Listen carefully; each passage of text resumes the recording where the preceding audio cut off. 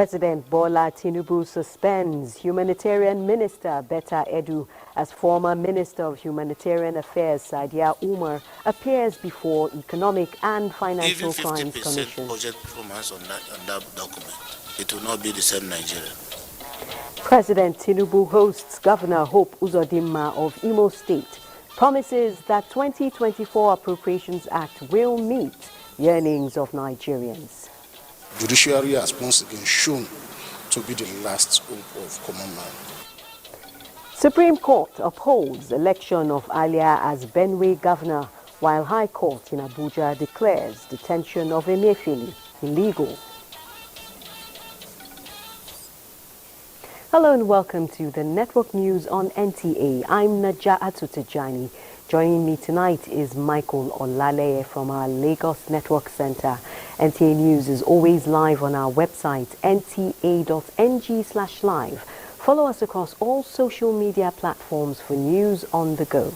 Let's begin with the 2024 appropriations. In line with his avowed commitment to upholding the highest standards of integrity in the management of the Commonwealth of Nigerians, President Bola Tinubu suspends the Minister of Humanitarian Affairs and Poverty Alleviation, Dr. Betta Edu, from office with immediate effect. The President further directs the Economic and Financial Crimes Commission to thoroughly investigate all financial transactions involving the Federal Ministry of Humanitarian Affairs and Poverty Alleviation and agencies under it. The suspended minister is hereby directed to hand over to the Permanent Secretary of the Federal Ministry of Humanitarian Affairs and Poverty Alleviation and to fully cooperate with the investigating authorities.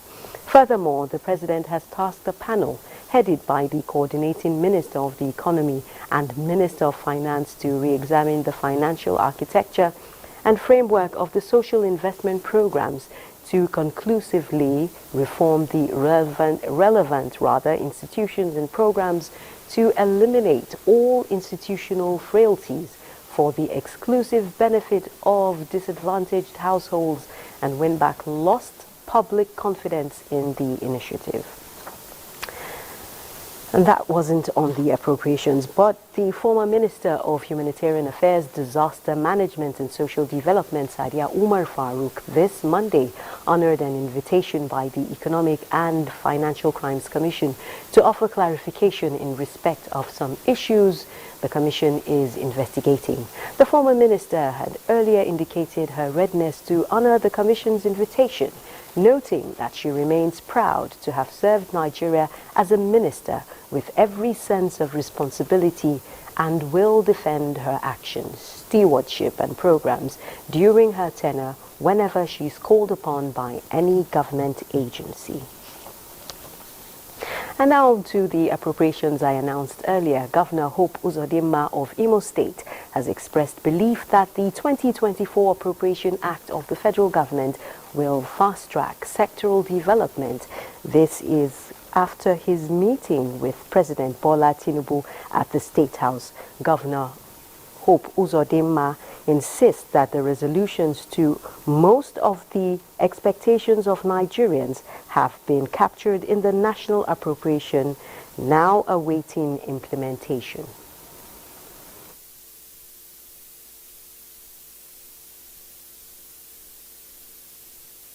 If we look at the provisions in that act and the number of infrastructure and capital projects proposed by the President, if we're able to perform even 50% budget performance on that document, it will not be the same Nigeria. We have had instances where reforms were carried out in some countries. Some policies that looked initially as unfriendly policies, 2-3 months of gestation period becomes the darling of all stakeholders. So I'm confident that the initial period of the takeoff of some of these policies that will give us a more robust economy will soon be over, and Nigeria will begin to enjoy the product of the new vision. The governor also pointed out that the security situation in Imo State has improved greatly, reiterating his government's commitment to consolidating the relative peace. Following his victory in the November 11, 2023 election, Governor Hope Uzodinma is due to be sworn in for the commencement of his second term on January 15, 2024.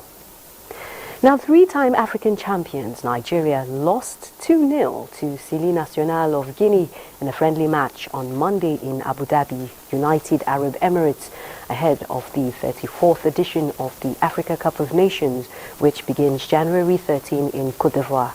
Goals from Agubu Kamara in the 15th minute and Fasine Conte in the 65th minute was enough for Guinea to secure a famous victory over Nigeria.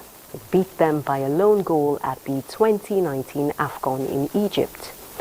The Super Eagles are already set to return to Lagos on Tuesday, where Governor Babajide Sanwo-Olu will be joined by Sports Development Minister John Eno and top of the Nigeria Football Federation for a send-forth for the tournament, where they have been drawn against Equatorial Guinea, Guinea-Bissau and hosts Côte d'Ivoire in Group A. Now joining us from the Super Eagles camp via Zoom in Abu Dhabi, where the team is rounding up the camp, is the General Secretary of the Nigeria Football Federation, Mohammed Sanusi. Welcome to the Network News on NTA. It is my pleasure being with you. Thank you. It has been 11 days of camping for the team ahead of the tournament, but do we have any cause to worry after the 2-0 loss to Guinea? Well, there is no cause to worry. Of course, you know that before today's match, the team had a turn of match against a club side here in Abu Dhabi, and where they won very convincingly. But because of fear of injury, of course, a player also sustained injury, and you are fully aware that we also have two of our players that are not seeing injury. So because of fear of injury, the coach decided to use a second team. If you look at the major players, the major attacking marshals of the team did not play in today's match. So there is no cause to worry because of the 2-0 defeat. I can tell you that the team played very well, and it is not an excuse that the A team did not play. Even those who played are as good as those that did not play. But you can agree with me that a pattern has been developed. The team had been playing together, and it is not the same team that is going to be the starting 11 in our first match in Cote d'Ivoire that played this match. Speaking of the team, let's focus on the players. 25 of them will shoulder the responsibility of attempting to win a fourth AFCON title after the 1980, 1994 and 2013 triumphs. What is the motivation against other contenders for the trophy, and how feasible will it be this year? The motivation, of course, is the fact that the players are very, very enthusiastic. They want to make history, and they also want to make Nigeria proud. The second aspect, of course, is the fact that they are aware Nigeria is solidly behind them. The federal government of Nigeria is solidly behind them, and all Nigerians are solidly behind them. And that probably informed what Sport.com is doing by saying we have done it again and we can do it. We have done it before and we can do it again. And that is why the slogan, "Let's do it again," came into being. So they are fully aware of that. If you had been opportune to be in their camp, you will notice that that camaraderie that you see in a team, the hunger to win, the enthusiasm to make their country proud, is that we know the Nigerian team before is back to focus again. Now the players, still on the players, let's talk about the row over entitlement, team entitlement. How has that been managed to avoid recurrence? Oh, I don't think anybody can say there is any row between the Nigeria Football Federation and the players. There has not been any, and there will not be any, because they are fully aware that Nigeria Football Federation will not shortchange anybody. Some of the row you see are imaginations of some people who deliberately would want to cause a problem for the Nigeria football, not because the players are interested in doing so, but I can tell you that we have sat down with them. They know what their entitlements are, and they know that they will be paid their entitlements. Because even when they are being old before, they saw the effort made to make sure that they are being paid. Not only them, even the Super Falcons, all the national teams. That respect, that confidence, that trust is being built, and they are aware that nobody will shortchange them. So their focus is about the game, not about the money. And I plead with people to please stop talking what is not there, because the players are not talking about money, and the people outside are talking about money. I don't think this is a good, thing when the players are not complaining, and some people want to complain on their behalf. They So know it's that they have not about been shortchanged, and they know that they will not be shortchanged. it's about the game, it's not about the money. Now tell us, Nigerians want to know, will the Super Eagles, will the team lift the AFCON trophy on February 11 when the final is decided? It is difficult to say authoritatively that they will lift the trophy, but I can tell you that Nigeria is hopeful, and Nigeria Football Federation believe that we have what it takes to lift the trophy, and the players themselves believe so, and I believe even all Nigerians believe so. So we are not going there to complete numbers. We are going there to compete, and we are going there by the grace of God to come back with the trophy. Now, I've been talking with the General Secretary of the Nigeria Football Federation, Dr. Mohammed Sanusi. Thank you for your thoughts on this issue, and we hope for good news, of course, come February. You're welcome.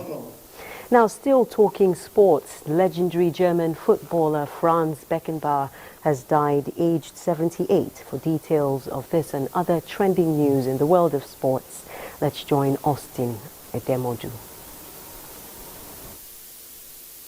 As the world counts down to the opening match of the African Cup of Nations in Côte d'Ivoire in 5 days' time, Confederation of African Football (CAF) has confirmed that Morocco and Guinea-Bissau are the two teams to have arrived on Sunday, 7th of January.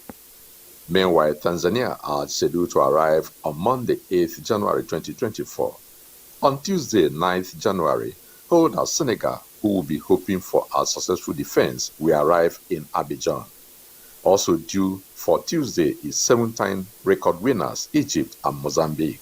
Guinea-Bissau will face host Côte d'Ivoire in the tournament's opener on 13th January 2024 at the Alassane Ouattara Stadium in Ebimpe, as CAF continues to update on team arrivals. Finally, in proactive move to bolster and unify efforts for sporting success, the Minister of Sports Development, Senator John Eno, is set to host a crucial meeting with sports federations presidents in Abuja this Thursday, paving the way to further strategic discussions ahead of the African Games. The meeting is anticipated to strengthen unity, streamline strategies, and foster a conducive environment to achieving a remarkable feat at the African Games coming up in March this year. With Sports Update, I'm Austin Edemodu, NTA News. Away from sports, we're talking education now, and the National Universities Commission, NUC, refutes news circulating on social media, some national dailies and television stations, that the commission has, quote, just discovered more than 100 fake professors in Nigerian universities. The NUC says the media reports are fake and a figment of the imagination of authors, adding that it is happening at an unsuitable time when the nation is awaiting the outcome of investigation into the fake certificate saga from universities in some neighboring countries. The Commission therefore finds this development unfair to all stakeholders, ill-conceived, and a ploy by unscrupulous persons to create in a plausible tone disquiet, panic, and provoking outcries at both national and international levels. That was what the Commission confirms that it initiated in 2019 a project with the intent of compiling and publishing a list of full professors in the Nigerian university system. That was why the Commission deemed it necessary to share the collated data with the Nigerian universities for authentication by relevant authorities as to who qualified to be a full professor. The Commission therefore advises government officials at all levels, members of universities, the university community rather, international community and the public to please disregard these items as fake and stale, which have long been laid to rest in 2019. Again, joining us via Zoom to discuss some of the issues raised is a lecturer in the Department of Philosophy at the University of Lagos, Dr. Dan Ikiri. Thank you for joining us, Dr. Ikiri. Thank you. Good evening. The issue of the list of professors in Nigeria, which turned out to be fake news, is coming on the heels of the ban on certificates from some universities. What is the impact of this on Nigeria's educational system? Okay, thank you so much. In the first instance, I want to appreciate the position of the NUC that has come out to deny or to reject that position that is the one that published the list of fake professors. And well, that might have happened that you've done the denial, but the impact of the news is something else, because the general opinion or the general public sees it as something that is real, though the university communities will be looking at it with some level of suspicion, because we know that it will be difficult to have such number of professors without the universities knowing. In any case, but you never can really tell what the intent is, those who came out with the list. But the truth remains that it has negative impact on the image of the universities concerned. But a lot of the universities has recently come out to say that there are no such names in their institutions. So in that case, I think the public will be able to take that serious. But then it creates a scenario in which people begin to suspect what exactly is going on. So it has damaged the image of university to some extent. But then I want to believe that universities are institutions of learning that have some level of credibility. And if there must be any such list of fake professors, in any case, what really constitutes a fake professor? That is something that I find difficult to really understand.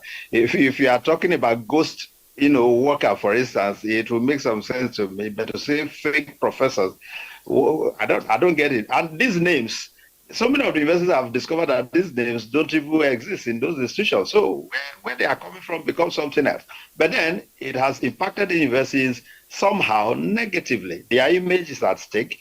So I want to believe that just as NUC has come out to deny, any such release, universities equally need to do their own as well, so that the public will be convinced that truly this does not really did not emanate from them. Seems this is an issue. This issue is related to record keeping. Now, what can the universities do to keep sanity within the system so that something like this doesn't happen again? Yeah, I want to believe that every university truly has a full list of its members, whether professors or not. They should have their full list of their staff. So the question of record keeping really is not a challenge. It's a question of who has done this and what does the person intend to achieve, or why is it coming at a time that there are issues about fake certificates coming from other places. If this list was actually brought out in 2019, like it's being said that there was such a publication in 2019, why now? Is it a coincidence, or is it a way of trying to kind of divert attention from the issues of certificates coming from some of these nearby communities or states where people just go and acquire papers in the name of degrees and all of that? So it brings a lot of mixed reaction, really. I truly wonder what they are out for. But one thing I know for sure is that the universities are institutions of higher learning. And they are not just, especially here in Nigeria, they are not just gatherings where certificates are issued. So if that is the case, then it will equally be very difficult to just have professors emanating from the markets and everywhere. So if you truly want to get anything authentic from the universities, the right place to go to is the institution itself. This particular one, I don't think it's on the website of NUC, so we should equally be very careful too before we take news or any form of information seriously. So the question of fake news is becoming really more challenging. And I think this is just one of the ways. But at the same time too, we should make efforts to be ahead of the fake newscasters so that we can, I mean, get them out of the way before they begin to cause their damage. Then, Doctor, I've been speaking with Dr. Dan Ikiri on the issue of the fake professors list. Thank you very much, Doctor, for giving us your thoughts on this issue. Thank you. God bless you. Now, that has been Dr. Ikiri talking on the National University Commission's alleged list of professors. This is the Network News on NTA. Stay tuned for more reports after this time out. You're watching the Network News on NTA. In conformity with plans to restructure and reposition critical agencies of the federal government towards protecting the rights of Nigerian consumers and providing a strong basis for enhanced contributions to the nation's economy by key growth-enabling institutions, President Bola Tinubu has dismissed the following chief executive officers: Babatunde Irukera, CEO, Federal Competition and Consumer Protection Commission, and Director General, CEO, Bureau of Public Enterprises, Alexander Ayola Oko. The two dismissed chief executives are directed to hand over to the most senior officer in their respective agencies, pending the appointment of new chief executive officers. By this directive of the President, their removal from office takes immediate effect. Members of the National Assembly from the North Central have expressed satisfaction with the level of work at the National Orthopedic Hospital, Jos. This follows an inspection of the project led by former Deputy Speaker Ahmed Idris Wasi. Saadatu Muhammad Kafar reports. The former Deputy Speaker had earlier moved for the establishment of orthopedic hospitals across the 6 geopolitical zones in the country. This led to the establishment of the National Orthopedic Hospital Jos for the North Central Zone. Ahmed Idris Wase, along with members from Kwara, Nasarawa and Plateau states, accompanied by management of Jos University Teaching Hospital, inspected work at the construction site. Quality of work, the scope of work, the money provided for, and the kind of work I've seen, I'm happy. The state and the North Central is in their need of this institution, and I think what they are doing is really commendable. Our inspection here has motivated many of us to can all come together on the corridor in the National Assembly to facilitate and contribute our quota, since this edifice is under the North Central and it's going to be useful to entire Nigeria at large. The construction has reached 40% and is expected to be completed by March this year. All we need to take off the wards, the emergency, the theaters are under renovation, and essentially all we have on ground as infrastructure.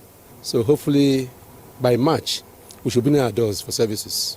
The National Orthopedic Hospital, when completed, will address medical needs of people seeking medical attention outside the country. In Jos, Saadatu Muhammad Kafa, NTA News. The National Inland Waterways Authority, NIWA, has confirmed 8 passengers dead in a boat mishap which occurred at Umumanam in Anambra State, local government area of Anambra West of Anambra State. In a statement, the General Manager, Corporate Affairs, says the incident occurred Friday morning involving a passenger boat traveling from Ida in Kogi State to Onitsha in Anambra State. The statement says preliminary reports indicate that the wooden engine boat rammed into a snag on the water channel and capsized with about 50 passengers. NIWA explains that upon receipt of the sad report, Relevant personnel from the Marine Department were deployed for rescue, recovery and proper investigation. The authority sympathizes with the families and friends of the deceased while giving the public assurance that it is doing everything possible to ensure safer inland waterways for movement of people and goods across the country. And now it's time to join Michael in Lagos for more on the network news on NTA. Hello, Michael. Jatu. For more than 2 weeks, the Lagos-Ibadan rail corridor witnessed influx of passengers following the free train service by the federal government to celebrate the festive period. Joe Popola in this report takes a look at the successes recorded, areas of improvement, and the growing popularity of rail transportation in the country. The free train ride provided an opportunity for many Nigerians to travel by rail for the first time. More than 70,000 passengers benefited from the free train ride, which many described as demonstration of government's commitment towards addressing the plight of Nigerians. I use the opportunity to thank government because they did good thing for citizens. Then we appreciate what government did. It's a nice thing. The government did it right in that aspect. I think they have graduated from whatever level of ticketing system they are operating to e-ticketing. So which brings about ease of doing business, number one, which equally, has brought about ease of accessing, tickets for the passengers. Beneficiaries appeal to government to always come up with such gesture during the festive period to put smiles on the faces of Nigerians. Managing Director Nigeria Railway Corporation said the service will be improved upon to ensure more Nigerians benefit. Is the data or the network availability for individuals to get the ticket. This network, the ticket platform is open 24/7 and it can be accessed. But you also need to have access to NIPS to progress and all those things. I think those are the problems we have we discover. And at a time, people clog the wavelength. Passengers are appealing to relevant stakeholders to work on the grey areas to ensure optimal performance. In Lagos, Joel Okbola, NTA News. While the idea of seeking greener pastures in other countries migrating through legal routes is not bad, there are concerns on the number of Nigerian youths who died while taking their chances on the Mediterranean Sea and other illegal routes. In this report, correspondent examines the dangers of traveling abroad through illegal means. What was a passive alternative among a few, the idea of relocating from the country by any means in search of greener pastures, now known as Japa syndrome, has grown to become a strong wave, taking many Nigerian youths out of the country, some to their untimely death. Data from the International Organization of Migration shows that about 1,200 Nigerians have died between January and July 2023 while trying to travel to Europe through illegal routes in search of opportunities. By September same year, the number rose to 2,500. Since 2014 till now, the recorded deaths are 4,000. The number that are missing, they are talking about over 59,000. The high number of those who embark on that journey do not get to their destination. Apart from the fact that they use illegal means, which we are losing youths, the route, getting to their destination and managing to cope without professional skills is another challenge. Even with sad tales coming from those who are lucky to make it back home alive, some are still ready to take the risk. The question is it worth it? If you hear the experience and some of them, the money they spent in going through the route, the illegal route, you discover that it's even more expensive, more critical, more crucial compared to when you follow the legal means. They have to seek for legal way of traveling abroad, obtaining your documents. Traveling abroad is not too difficult the way people who think they are. The federal government, through the National Agency for the Prohibition of Trafficking in Persons, NAPTIP, Nigerian Immigration Service, and other agencies, both national and international, are working assiduously to combat illegal migration. In Lagos, Hingino, John Adams, NTA News. Those are the reports from Lagos. Time for some messages, and when we return, the news continue with Musa Abubakar for business news. Thanks for being there. Now let's bring you up to speed with business development. Stakeholders in the textile sector of the economy are providing an alternative for the federal government to take advantage to grow the Nigerian economy, as they say is the most sustainable for revenue generation and employment of Nigerians on a short and long run. A renewed hope is what is our prayer. If there's renewed hope, it should go to industry to employ our people as before, because textiles has been the second largest employer of people, second only to government. So I think that thing should continue, and we should go back to the olden days, where we employ a large number of Nigerians, and then to reduce the insecurity we have in this country. I think once the government settles down, they will definitely look into this area to ensure that we come up. That's equities market. The United Bank for Africa, UBA, is the latest financial institution to join the League of Stocks worth over 1 trillion naira, known as SWOT, at the close of trading on January 8, 2024. The share price of the United Bank for Africa crossed 29 naira 90 kobo, taking the bank's market capitalization to 1.02 trillion naira. The bank's stock has been on a bullish run since the start of 2024, as its share price has appreciated by 16.6% from 25 naira 65 kobo at the close of trading in 2023. Its market capitalization also appreciated by 142.8 billion naira within the same time frame. Meanwhile, the Nigerian equities market continued its bullish run as it ended Monday trading session above the 80,000 mark. The all-share index gained by 0.83% to close at 80,328.57 basis point. A total of 1.19 billion shares, valued at 15.25 billion naira, were traded in 16,081 deals as equity capitalization moved to 43.9 trillion naira. Now that's the quick look at businesses. The news continues after the break. The High Court of the Federal Capital Territory has declared the prolonged detention of former governor of the Central Bank of Nigeria, Godwin Emefiele, as illegal. The presiding judge, Justice Olukayode Adeniyi, gave the verdict while ruling on the fundamental rights matter instituted at the instance of the applicant. Chukwunonso Nwabweze reports that the court equally awarded a sum of 100 million naira as damages in favor of Godwin Emefiele against the respondents.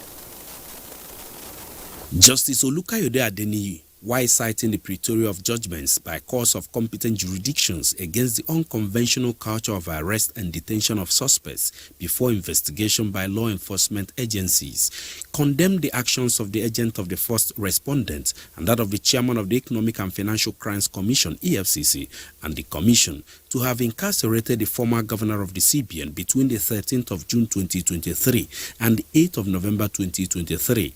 When he was released on bail on the order of the court without arraignment. The court held that the prolonged detention constituted a flagrant violation of Africa's fundamental rights to personal liberty, preserved by the provisions of Section 35 of the 1999 Constitution, as well as Article 6 of the African Charter on Human and People's Acts, Ratification and Enforcement Act. Justice Adeniyi further barred the first respondent and its agents from further arrest and detention of Emefiele without an order of a court of competent jurisdiction. Judiciary has once again shown to be the last hope of common man. And I mean, the court has been able to give him that reprieve. Efforts to speak with the counsel to the respondents were unsuccessful. Chukwunonso Nwabweze, NTA News. Still on the saga, the Economic and Financial Crimes Commission has expressed dissatisfaction with the judgment of the Federal Capital Territory High Court awarding 100 million naira damages against it in favor of former governor of the Central Bank of Nigeria, Godwin Emefiele, Justice Olukayode Adeniyi, on Monday, January 8, 2024, fined the commission after ruling its detention of Emefiele in the course of investigation was a violation of his right to liberty. The decision failed to take cognizance of the fact that the former CBN boss was held with a valid order of court. Consequently, the commission will approach the Court of Appeal to set it aside. The Supreme Court has affirmed the election of Hyacinth Alia of the APC as the duly elected governor of Benue State. The five-man panel of justices headed by Justice John Okoro gave the verdict in Abuja. The Apex Court dismissed the appeal of Titus Uba, the candidate of the People's Democratic Party in the March 18, 2023 governorship election in Benue State. The dismissal follows an oral withdrawal of the appeal by the People's Democratic Party and governorship candidate upon being confronted by the Apex Court that the matter was a pre-election matter. Uba of the PDP had challenged the victory of Alia of the All Progressives Congress before the Tribunal and the Court of Appeal. In their verdicts, the Benue State Election Petition Tribunal and the Court of Appeal, Abuja, affirmed Alia's election as Benue governor following his declaration by the Independent National Electoral Commission as the winner of the March 18 governorship election. This verdict has put paid all adjudications on the conduct of the 2023 governorship election in Benue State. 3 first-class monarchs, including the Uhumege Igu Koton-Karfe Abdulrazak Isa Koton-Karfe, have been deposed and banished with immediate effect by the state government for alleged misconduct. Correspondent Solomon Ayedin reports that some political appointees and cabinet members of the Yahya Bello administration have also been relieved of their appointments. That is Her Royal Highness Alhaji Abdulrazak Isa Kotu, the Himege Igu Kotu Karfe, is hereby removed and to be deposed to Rijau local government area of Niger State. His Royal Highness Sambola Ojoa, the Olu Magongo of Magongo, is removed and to be deposed to Salka, Magama local government area of Niger State. His Royal Highness Samuel Adai Onimisi, the Obobanyi of Emani, is removed and to be deposed to Doko, Lavun local government area of Niger State. Boniface Musa, the Onoife in Omala local government area, was suspended indefinitely. Governor Yahya Bello announced Malam Saidu Akawu Salihu as the new Ohimege Igu Koton-Karfe. The council ratified the appointment of Alhaji Ahmed Tijani Anaje, the Ohi of Okenwe, as the Ohinoi of Ibraland, while Ibrahim Gambo Kebir was named the Megeri of Lokoja. Alhaji Dauda Isa is appointed as the new Mayaki of Kupa. On the political front, some cabinet members of the new direction administration were removed from office, while new ones were appointed.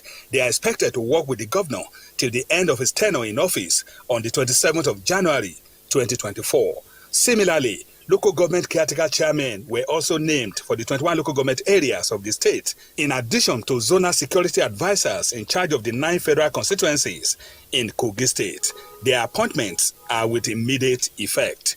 In Lokoja, Solomon Ayedehi, NTA News. The Minister of Foreign Affairs, Yusuf Tugar, assures intending pilgrims of improved services in this year's Hajj operations. The assurance comes as Nigeria and Saudi Arabia ratify agreements for the 2024 Hajj in Jeddah, Saudi Arabia. Garba Nata'ala reports. The signing took place on the sidelines of the third series of Hajj and Umrah conference and exhibition in Jeddah. Minister of Foreign Affairs Yusuf Tuga and Saudi's Minister of Hajj and Umrah Tawfiq bin Fawzan Al Rabi'a signed agreements for this year's Hajj and Umrah, also known as Lasa Hajj. Culminating from this bilateral meeting includes new guidelines of operations for 2024 pre-Hajj, Hajj and Umrah activities. Other issues for further attention includes the airlifting of pilgrims, having an endorsed airline, accommodation and feeding of pilgrims. We're going to see, inshallah, remarkable improvements with regards to flights, with regards to timing and punctuality, like I said. And we have a brand new chairman of the National Hajj Commission. Tuga further noted with satisfaction the arrangements put in place by the Kingdom of Saudi Arabia in improving the 2023 Hajj operations, particularly in ensuring the safety and comfort of Nigerian pilgrims. Saudi Arabia's Minister of Hajj and Umrah Tawfiq bin Fawzan Al Rabi'a says his country will prioritize all issues raised by the Minister of Foreign Affairs and promised to work closely with Nigerian authorities to ensure seamless Hajj and Umrah operations. In attendance were the chairman of National Hajj Commission Jalal Ahmad Arabi, Nigeria's acting ambassador Mahmoud Lele and the Consul General Bello Ibrahim Kasauri. The Nigerian delegation formally extended an invitation to Saudi's Minister of Hajj and Umrah to visit Nigeria. In Abuja, Garb Muhammad Atala, NTA News. Let's check out the weather prospects for Tuesday. Slight moisture influx at lower levels of the atmosphere is being depicted by our forecasting model charts, and this is expected to give slim prospects of thunderstorms over the southern parts of the country. In the morning and evening hours, sunny and hazy atmosphere is expected over the north and the north-central parts of the country. Partly cloudy to hazy atmosphere over the inland cities of the south and its coastal areas, with slim prospects of thunderstorms over some parts of Delta, Bayelsa, Rivers, and also some parts of Lagos State of the country during the afternoon and evening hours. The air quality index over the country still shows unhealthy air across the country. Thank you for watching. I remain Joyce Ogunleye.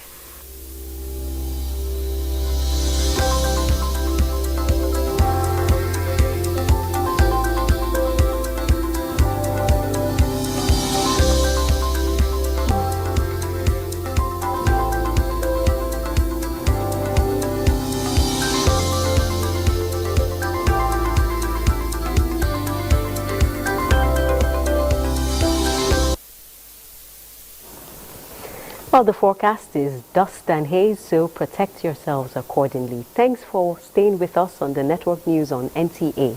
I'm Naja'atu Tijani.